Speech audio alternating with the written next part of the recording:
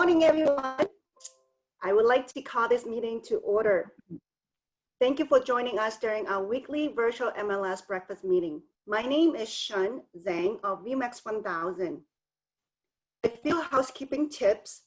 All participants will be muted, and should you have any question or comments, please remember to enter them into the chat box.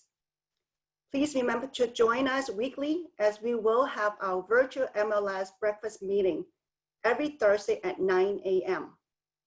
As always, this meeting is being recorded and will be available online on our YouTube channel, West Singapore Valley Realtors. Please remember to follow WSGVR social media on Facebook, Twitter, and Instagram. You can also watch all our pre-recorded video on YouTube. WSGVR introduced a new text message service. For updates, text WSGVR to the number 72727. A little bit about myself. My name is Shun Zhang, and I'm the September MLS Program Chair. Today's agenda consists of our affiliate spotlights, Sage Gomez from my NHD, Our 2020 WSGVR President Message by Mindy Ye, followed by our speaker, Scott Reimers, Interim Community Development Director from Temple City. Just a reminder that to be eligible for today's raffle, you must be a WSGVR member and your name must be displayed to win. No telephone numbers will be accepted. That means you must type in your name in the chat box. Affiliate Spotlight brought to you by Affiliate Committee, Chair James Chan, State Farm Insurance, Vice Chair Cosmo Sanchez, New Aim Funding. Okay. Today, our affiliate spotlight will be Sage Gomez, my NHD. Take it away, Sage. Good morning, everyone. My name is Sage Gomez with my NHD. If you can go to the next slide. Can we go to the next slide, please? Thank you. Okay, so this is just my business card. If you could go to the next slide as well. Thank you. So a little bit about me. I was born in La Habra and I was raised in Claremont, California. I still live in Claremont. I'm here at my house with my family. So these are my siblings to the left. It's my older sister, Sarah. And then I have a twin brother. So that's my brother, Garrett, and then me right there. So it's a family of 3. And then I have my dogs who actually recently just passed away. So I miss them dearly, but we have Juno and Sky right there in the middle. And then to your right is a photo of my dad and me. And my dad is the person who got me into this industry. So I've been in the industry for about 1.5 years now, and so far so good. I love it.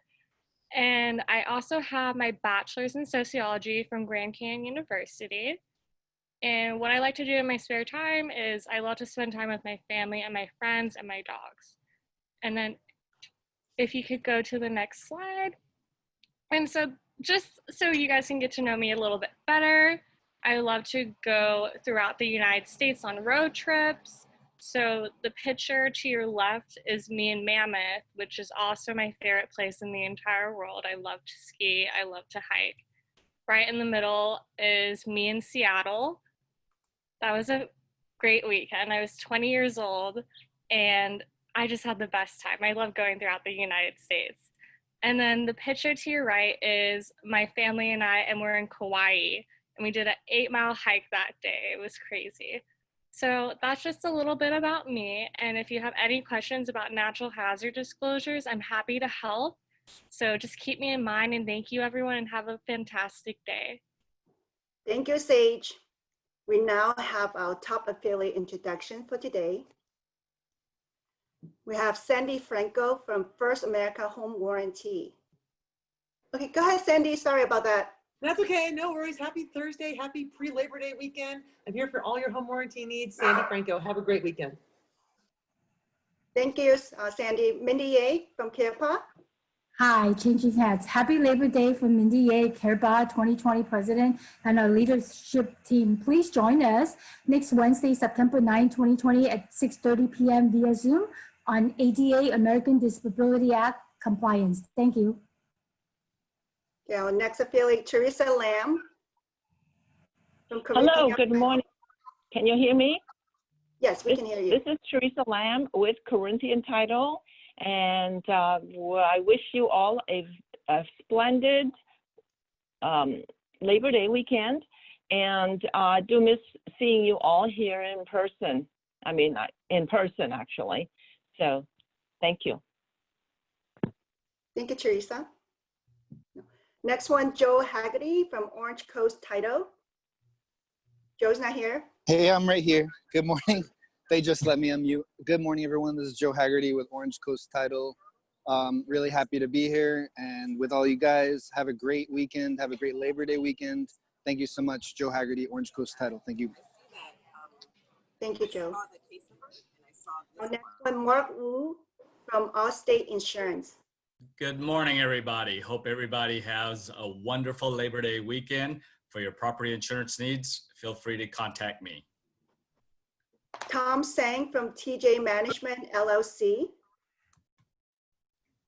Good morning, hardworking realtors. My name is Tom Sang from TJ Management, where we service all the residential property management, and we refer the sellers back to you when they do decide to sell. Thank you. Thank you, Tom. Unita Wu from Home Warranty of America. Hi, good morning, everyone. Happy Thursday. You need a Wu Home Warranty of America. Wishing you all a happy Labor Day. If you do need any home warranty, keep me posted. Let me know. I'm here to help you out. Thank you. Have a wonderful day. Bye. Nancy Chan, Lawyers Title. Good morning, Sean. Good morning, everybody. Realtors, time to get back to work. Farming is great. Sean is doing great. So farming is the key. Give me a call. Lawyers Title, Nancy Chan. Thank you so much. Thank you, Nancy. Next one, Cindy Lee from Dreamers Corner. Sorry. Hi, everyone. Good morning. I'm Cindy Lee, the founder of Dreamers Corners Virtual Staging, and just want to wish you all have a fun-filled Labor Day weekend. And if you need anything from Virtual Staging, please let me know. Thank you, Cindy. Cosmo Sanchez from New Aim Funding. Hello, everyone. Hope you're enjoying the change of weather. It's cooling down a little bit. I'm Cosmo Sanchez with New Aim Funding. Thank you. Okay. Annie Fang from Chicago Title. Good morning. This is Annie Fan, Chicago Title.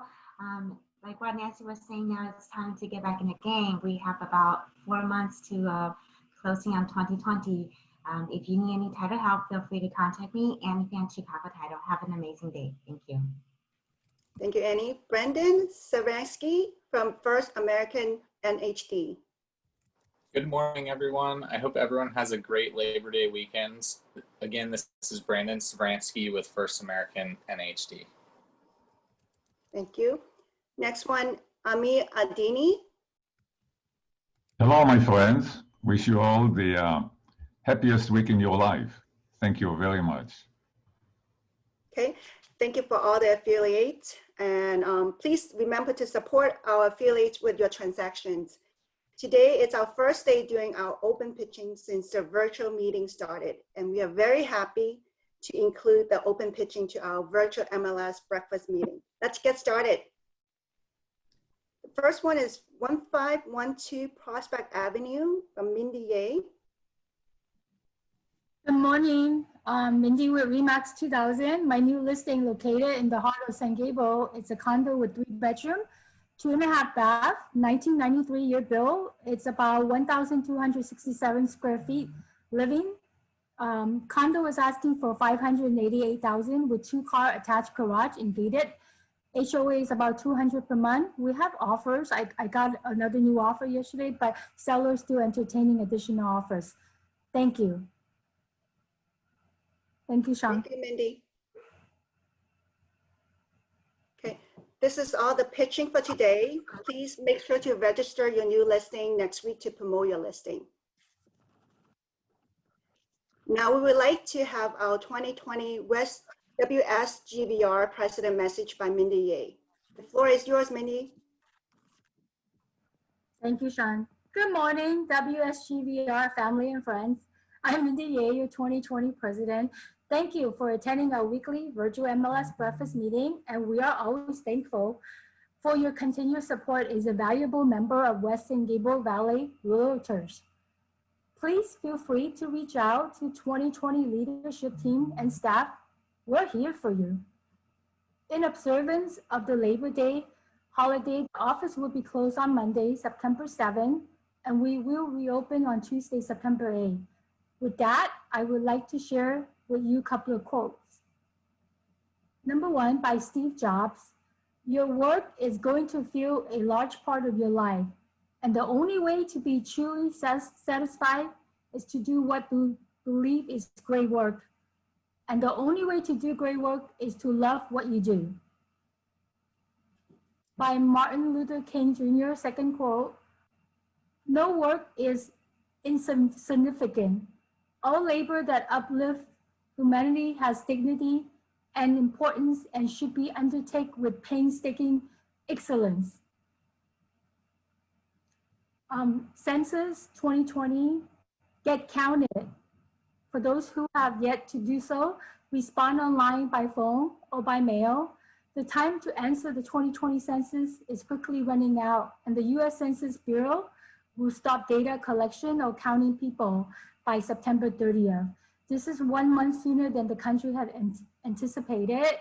Census takes the census takers who are door knocking and filling out the census will ask you basic information, including names, age, and race and ethnic. There is no citizenship questions, nor should you be asked for any payment or social security number. Encourage your friends, family, and neighbors to respond to the 2020 census. It's important. Property tax postponement. The Auditor General of California announced yesterday a property tax extension plan. The state controller property tax postponement program allows homeowners who are seniors, blind, or have disability to defer current year property tax on the principal residence if they meet certain criteria, including at least 40% equity in the home and an annual house income of $45,000 or less, and other requirements. So the program timelines available for application starts September, and open period is October 1st this year and close February 10, 2021. Some CAR updates. Governor Newsom signs eviction protection legislation. California state lawmaker voted in favor of AB 308A, a plan to protect tenants from eviction through January as long as starting with the month of September, they pay 25% of the rent due. This minimum of 25% of the rent can be paid each month, or it can be paid in delayed payments as long as all it's paid by January 31st, 2021. Governor Newsom signed the legislative Monday night. Tenants are still responsible for paying unpaid amount to landlords, but other than 25% of the rent due beginning in September, any rent unpaid between March 1st, 2020 and January 31st, 2021, because of COVID-19 related inability to pay cannot be the basis of an eviction. Landlords will be able to recover this debt in court. However, beginning March 1st, 2021, and small claim courts jurisdiction will be temporarily expanded to allow landlords to recover this amount. The law also includes some additional protections for small landlords who have trouble making payments on their mortgage due to eviction moratoriums. So to learn more about this, please join us next Thursday, September 10 at 9 a.m. Our speaker will be Dennis Block, eviction attorney, on what are the aspects of new tenant relief bill, AB 3088. I would like to thank our guest speaker today, Mr. Scott Rimmers. Thank you. Take it away, Sean. Thank you, Mindy. At this time, I would like to welcome our special speaker, Mr. Scott Reimers. Scott Reimers is the Interim Community Development Director in Temple City. He has been a planner in the West San Gabriel Valley for 19 years. In addition to Temple City, Scott also worked in San Gabriel and Pasadena. In Temple City, he oversees building and safety, code enforcement, planning, engineering, animal control, and parking permits program. He managed Temple City Comprehensive General Plan updates, the creation of Crossroad specific plan, and a comprehensive update of the city zoning code. His topic will be development opportunity and trend in Temple City. Without further ado, let's welcome Mr. Scott Reimers. Scott, the floor is yours. Well, thank you everybody for inviting me to speak with you tonight or today. I'm just gonna wait to get permission to go ahead and share my screen, and then I'll start the PowerPoint presentation. Let's see. Can everybody see the screen? Yes. And can hear me okay? Yes, we can hear you okay. All right. So I came and spoke to the West San Gabriel Valley Association of Realtors twice in the past and spoke on two different subjects. One was accessory dwelling units. The other was on the city's recent approval of its general plan and specific plan, the Crossroads specific plan. So I wanted to give you an update on those items and also just give you some ideas about what are the trends we've been seeing in Temple City. So the general plan was approved back in 2017. For those who are not quite aware, a general plan is just a policy document that sets a very general view of what should happen in a city. It's often inches thick and covers a lot of different topics, but the ones that you would be most concerned about are land use, transportation, and what am I thinking of? Housing. So within the general plan, we saw some familiar things that you probably have also heard or also might express to your city. There were a lot of people who were interested in providing more park and open space, swimming pools and recreation areas. Temple City doesn't have a lot. We only have 2 parks. We also heard a lot of people who said they were concerned that their children can't afford to move back to the city after maybe going away for college because prices were so high. We did hear that people they liked their single family neighborhoods and they wanted to protect those. If there was future growth, that future growth paid its fair share of its impact on the city. We heard a lot of people say that they enjoy going to Pasadena or Arcadia to do things, but also wanted to have some of those same services and retail experiences in Temple City. And they wanted a place when relatives come or friends come, a place within Temple City that they could take them. So in kind of in summary, how we defined that was they want us to protect their neighborhoods and allow growth as long as it brings some benefits with us. So from there, one of the major implementation tools of the general plan was the Crossroads specific plan, and that was approved a few months later. As part of that, the focus of the Crossroads specific plan is focused at the intersection of Las Tunas and Rosemead Boulevard. The main focus of the specific plan is on the west side, where there's the former Kmart site and the Office Depot site, the CVS, the Super A Foods. And really what we have there is a 1970s redevelopment project with a lot of parking in front of it. And the city and the community felt that it was underutilized and could be better utilized. So the idea was really to focus growth not into the single family residential zones, but to really focus growth, future growth within this area. And to bring some community benefits with it. So while we were willing to accept some density increases and some increases in height, we would want to see some open space, some plazas, some high quality retail and restaurants, and really a place where people felt proud of, where they could bring their friends and neighbors. So here are some images of some of the ideas that people came up with. The area is divided into 4 different sub areas, but the highest density would be on the west side of Rosemead Boulevard. We were thinking that it'd be nice to have like a public market, some play spaces for children, some cafes and dining places, some outdoor dining, and then a connection with In the back is the Eaton Wash, where the county is planning to do some trails, some bike trails, and so we would like it to be connected to that open space. So since I presented to you back in 2018 about the specific plan, we have had 2 projects come in.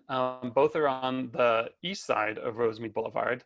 We're still working with property owners and interests on the west side of Rosemead Boulevard. So this is our first project. Sorry for the quality of the image. This is our first project. It's 4 stories the applicant has provided.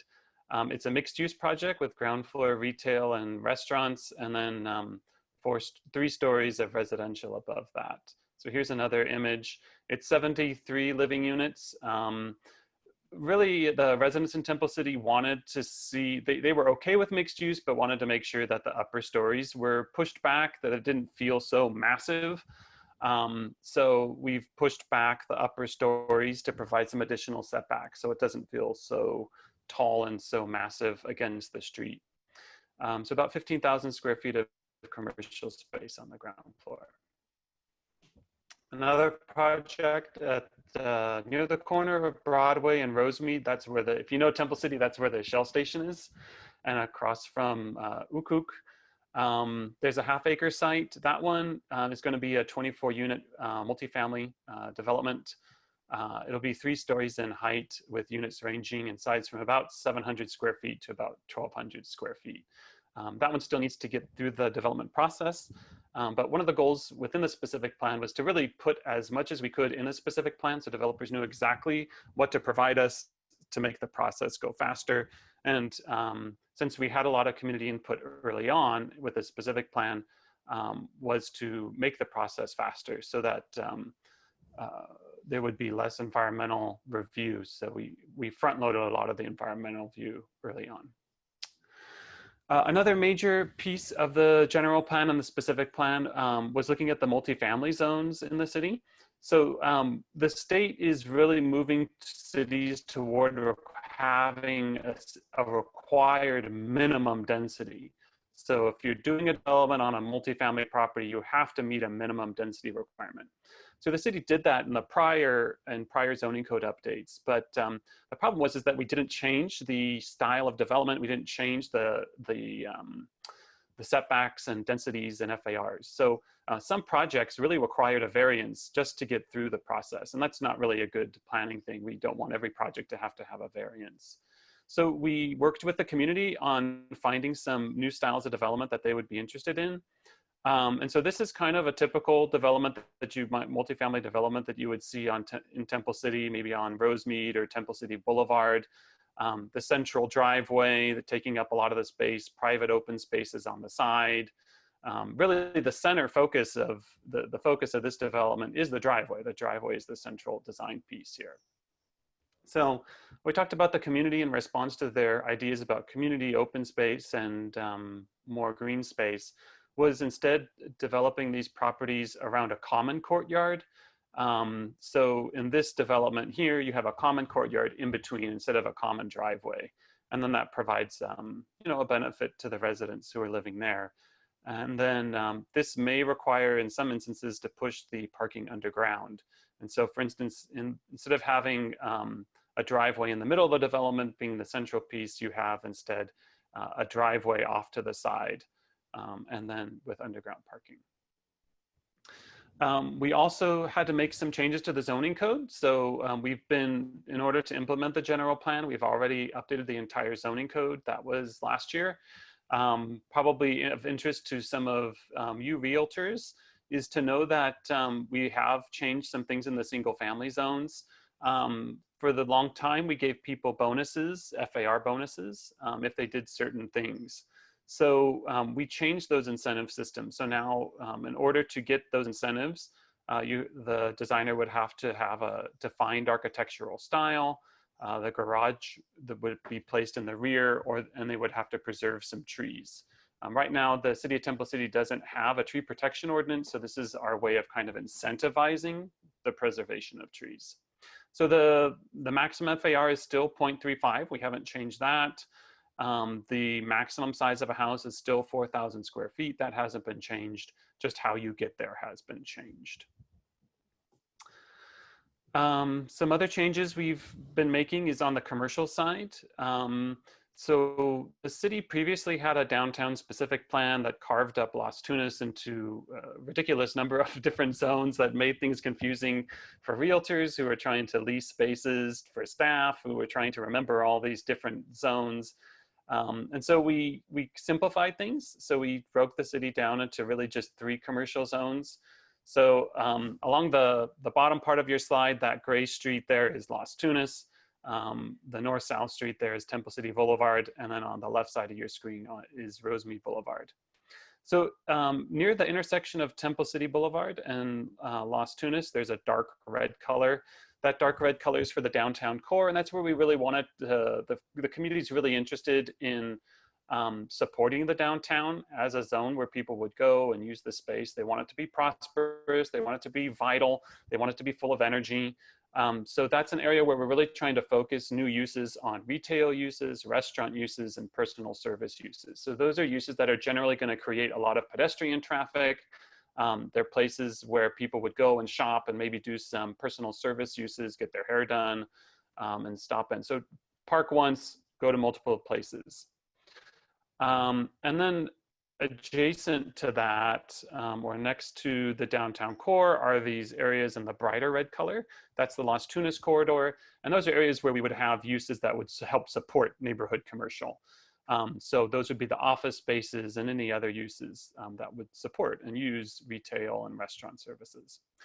And then the last commercial zone would be this light pink color. And those are neighborhood commercial zones. And that's just zones that we identify as being next to single family neighborhoods. So we really wanted to make sure that those areas were, were more sensitive to those uses. So we have uses defined there that are a little bit more sensitive to those communities.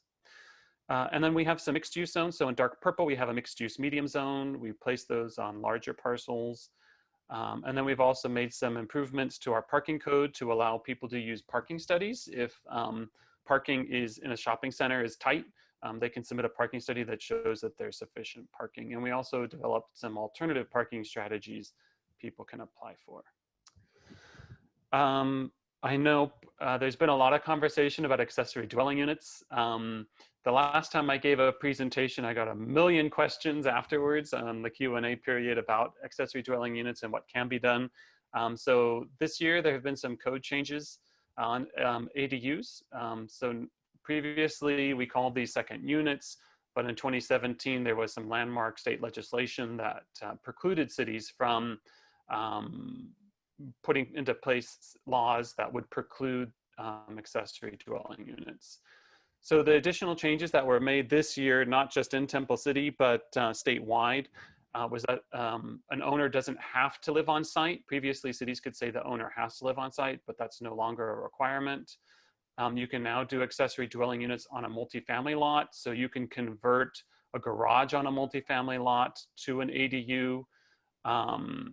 We have to allow, cities have to allow at least an 800 square foot accessory dwelling unit. And we cannot use floor area ratio, lot coverage, open space requirements to preclude that ADU. There's no minimum lot size, so we can't say your lot has to be at least 10,000 square feet. We have to allow it independent of that lot size. And then a lot of cities can charge very high impact fees when creating a new dwelling unit. Some cities have impact fees of up to $20,000. The cities can now not charge fees that are that high. So we have a strict limit on what fees we can charge. And then the big change for cities was that cities now have to allow a main house, an accessory dwelling unit, and a junior accessory dwelling unit. So potentially 3 units on a single family lot. So junior accessory dwelling unit, for those who haven't heard, it has to be within the existing structure. So if you have a house, here you have a house with a garage up front, and then you have what used to be a bedroom, you have some interior stairs and entry space, the kitchen, the family room, and a living room. So if someone wanted to convert this bedroom into junior accessory dwelling unit, all they would need to do would be to install an efficiency kitchen. they could close off the doorway into the rest of the house, and they would need to install a new doorway to the outside. And that's all it takes to do a junior accessory dwelling unit. Rather simple. This is some pictures of what a junior accessory dwelling unit might look like. Usually it's really just it's a common space where you have a bed, maybe a small living space, and then a small efficiency kitchen. So in Temple City, we have seen a lot of accessory dwelling units proposed. In the planning process, we have currently 22 in the review process. Planning has already approved 159 accessory dwelling units since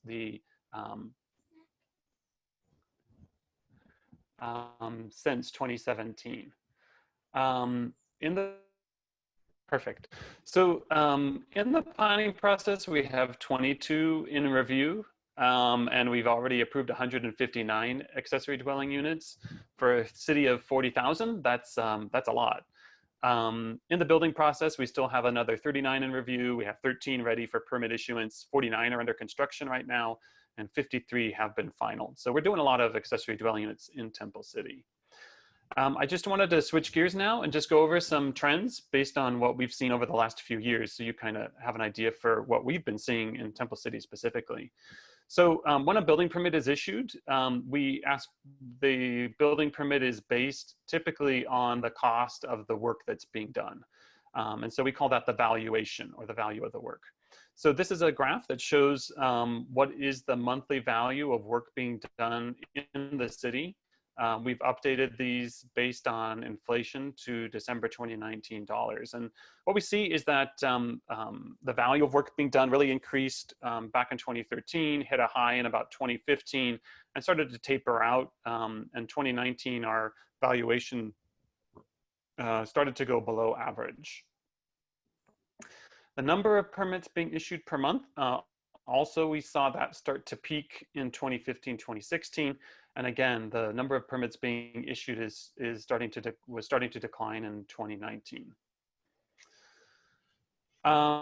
In terms of residential growth, what we had been seeing was that in 2014, 2015, 2016, most of our growth was occurring in the multifamily sector.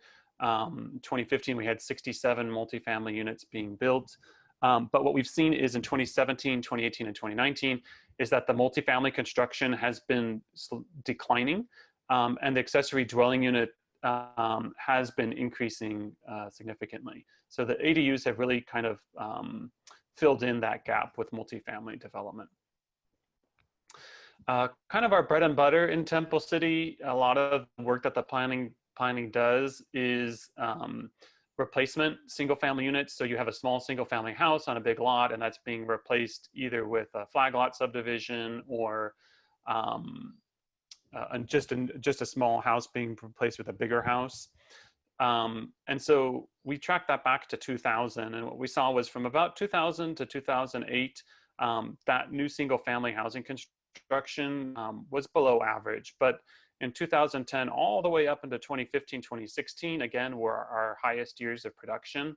But the number of new single family houses being built per year hasn't fallen quickly as just the overall building valuation work and the number of permits being issued. And then I just wanted to give you an update on what's happening in Temple City in response to COVID-19 and specifically to the Community Development Department. We are still open for business. Building inspections are occurring. We're almost up to where we had been before. Permits are still being issued, and they're being done digitally as well. So prior to this, we had already created an online portal for people to submit solar panels and electronic vehicle charging stations. And so basically we took that portal and we expanded it into submitting for all different types of building permits and building plan checks. So we were happy that we had already been moving in this direction, and we just basically pushed us to roll things out a little bit faster. The planners are available by phone if you have questions on what the zoning for a site is or what the ADU rules are. You can reach them by phone, by email. They even have Microsoft Teams, so you can do a virtual meeting with them. And then the Planning Commission is still meeting. We sometimes have 2 meetings a month. So they've been very active. We've been using GoToMeeting as a platform, and we're still taking in business license applications. Those, even prior to the COVID response, we had been taking those in both digitally and physically. And so we've been continuing to take in those applications and approving them. Also, we had rolled out a grant program early on based with some funding from the federal government. So we kind of portioned that off into two pieces. One was a small business assistant grant program where we gave up to 30 grants up to $10,000 a piece for small businesses. And then we are also doing a temporary residential rental assistance program.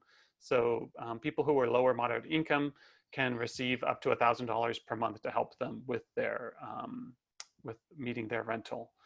So those programs are right now. We've received a lot of applications and we're going through the applications, and we've already started releasing checks to the residential rental assistance, about half of them, and then the small business we're still going through. It's a much more complicated process. The federal government has a lot more rules, so we're hoping to start releasing checks the end of next week on those.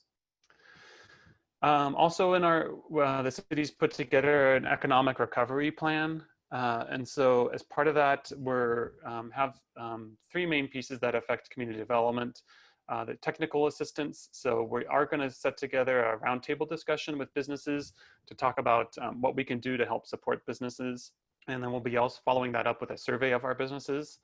In order to help businesses get through the COVID-19 pandemic, we're creating some temporary loading zones for restaurants. We know a lot of restaurants are doing more takeout orders. So we're looking at expanding the green and the white zones along the curb.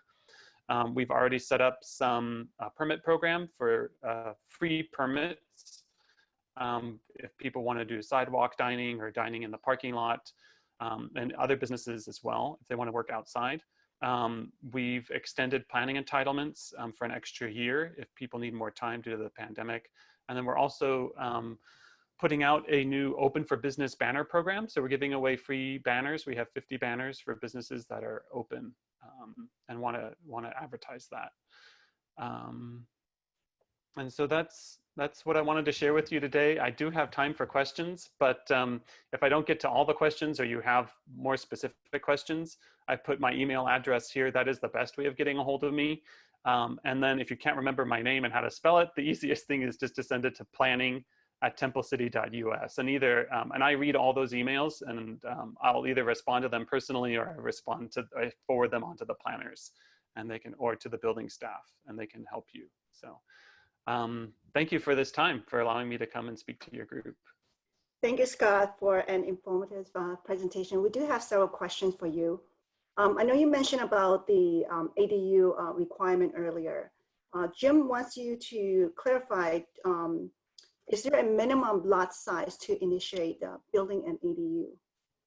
No, the city cannot. The city of Temple City and no other city in the state can require a minimum lot size. So your lot could be as small as 5,000, you can still apply for it? Yes, yeah. Okay, thank you. And he also has a question, Jim Vega. What is the GP target for population growth? Oh, that's a good question. I don't know it offhand. I know within the Crossroads specific plan, if every site was built to its maximum, there would be an additional 1,100 units, dwelling units. Right now, the city has about 2.5 people per household. So you would expect that, but it's rare to have every site built out and every site built out to the maximum density. I don't happen to know what the population build out projection was. One of the difficulties we have is that this plan was expected to be a 30-year plan. So it's not that we would expect that to be built out within the next 5 or 10 years. It's really meant to be built out over the next 30 years. Okay, good. Next question from Annie Fan. For 5570 Rosemead project, when will it be completed? What's the expecting date to be completed? They've submitted for building plan check. For a project of that size, it probably will take 6 months to a year for them to pull building permits. And then the construction kind of depends on them. My guess would be within a year or two to build the project out, including all the tenant improvements. So probably we'll see it finished in 2 to 3 years is my guess. Okay. There's a suggestion from Earl Cunson. He was thinking, just tossing an idea to the city. Would the city ever consider a plan to develop a city hall property for mid-height hotel or offices and build a new facility on Lower Azusa Road in a redevelopment property? The city would, I don't know, that's a good question. It's interesting. The city at one point had an idea of trying to combine public properties with the school district and kind of have one shared space between the library, the city hall, and the school district building. Try to combine those pieces and then use the excess property for some economic development. So it might be possible. It would be. Okay. We have one more, and actually this is for me. The guideline has been changed from the ADU. Before the unit has to be owner occupied. Since this year has been updated, now let's say the ADU has been approved from last year and owner has to be owner occupied. Since the updated guideline, you don't have to be owner occupied. Will this still be valid? Yeah, so no, now as if previously they had to be owner occupied, they don't have to be owner occupied now. We can't require the owner to live on site anymore, even if the unit was built in the past. But that law, it's a funny thing about that law. The way it was set up was that it's only for an interim period. So after, I think it's 5 years, the city can come back and say, okay, now the owner has to live here. So that's something to be a little bit cautious about. Okay, it's good to know. So let's say they approved during the time it has to be owner occupied, but now they're still in the process building the ADU, but with the new guideline, they don't need to follow then. No. Good, good. Okay, that's all the question. Let me double check. There's 2 more questions. That's it. Two more. more. Sel Rudar and Raymond. That's it. Okay. Oh, can a new ADU cause a property to be reassessed for taxes? I think so, but the city doesn't oversee the collection of taxes. So it's make sure you have the right answer. I would reach out to the county tax assessor's office. But generally, when a building permit is issued on a property, the county is notified, and then the county decides if they're going to reassess the property value. Okay. Question from Raymond Tang. Can you talk a little bit more crossroads specific plan on the west of Rosemead? Yeah, that piece is a tricky piece. So the city doesn't have eminent domain ability anymore for economic development purposes. So we can't go in and say, well, this property is underutilized and we're going to force the owner to sell and we're going to take over the property and we're going to develop it. That was something that we used to do under redevelopment law. So now we just basically have to rely on creating the zoning and creating the capacity, and then trying to get the private sector, then the property owners, to redevelop the site themselves. So on that property, there's, I think, 9 different property owners. So you can imagine how difficult it would be to get 9 people all to agree to do a project there. The good thing is that the upper half of the northern half of that property is owned by one group. And that group is interested in developing it. So what we're hoping to see is that the north side of the property gets developed and kind of acts as a catalyst to get some of the other property owners to develop. Okay, this is the last question we have from Cecilia Ruda. What's happening with 9711 Olive Street? It's an eyesore, she said. They started concrete slab work for 2 homes, then stopped. 9711 Olive. I don't know it offhand, but I'd be happy to have the building and code enforcement staff take a look at it. We may actually have a case already open there, but I'll have them follow up on that. Often it takes a while sometimes for a code enforcement project or case to be completed because we have to work with the property owner and we have to follow due process. But we will follow up with that, and if there's not a case open, we'll take a look at it. Thank you, Scott. So that's all the questions we have. On behalf of the West San Gabriel Valley Realtors, We would like to thank our guest speaker. We are honored to have Scott Reamer to join our meeting today to update us on the Temple City development opportunity. Now let's move to our attendance drawing. This is for West San Gabriel Valley Realtors members only. Please type in your member name and email in the chat box in order to win.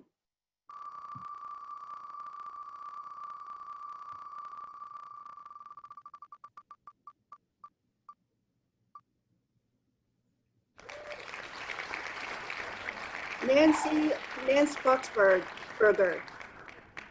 Nancy, please type in your name in the chat box. Nancy Bergsberger. Did I pronounce it right?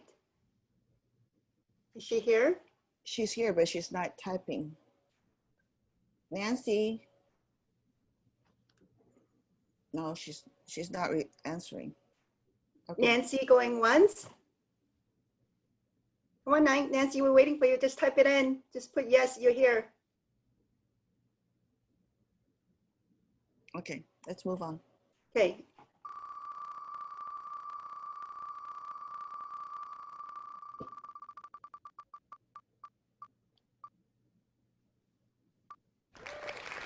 Our next, Shanae Lamb. I know your last name is Lamb. I can't pronounce your this last name. Shanae, I know you're here.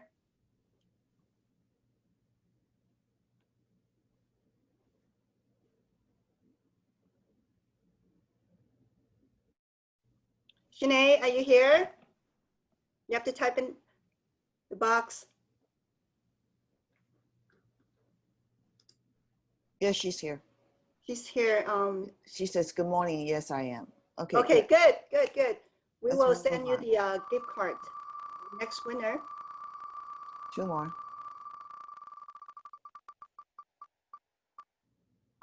Oh, skip that. Skip that, please. Oh, Albert Tran. You have to Give skip it. that. Donate back to the board. Thank you, Albert. Let's see who's our second winner. Yin. Yeah. Yin Bird. Congratulations. She was here. Let's see. Miss Yen. Yen Burr, type in you're here on chat. Did she leave? Yin Bird, are you still here? I know she's here. Okay. Yin Bird calling once. Calling twice. Yin Bird. Okay, sorry.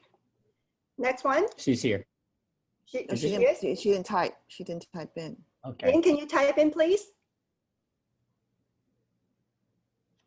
Okay. Let's move on.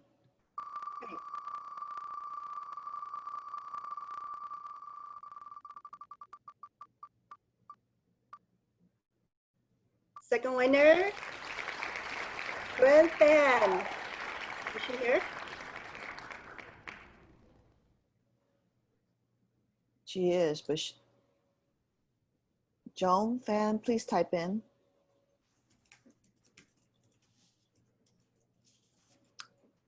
Did she type in? Nope. All you need to do is type your name in the chat box. Okay, let's move on. 1, 2, 3.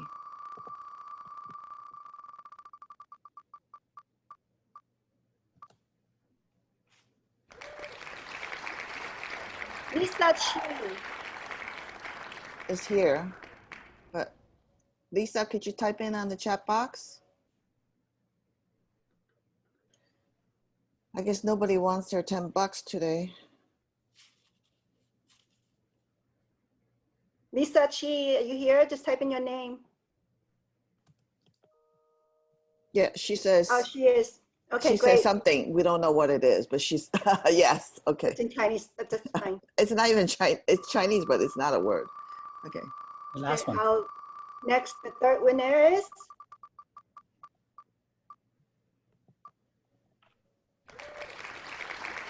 Deborah is here. Deborah Lowe. Deborah, type in your name, please. You've been typing all day, all morning.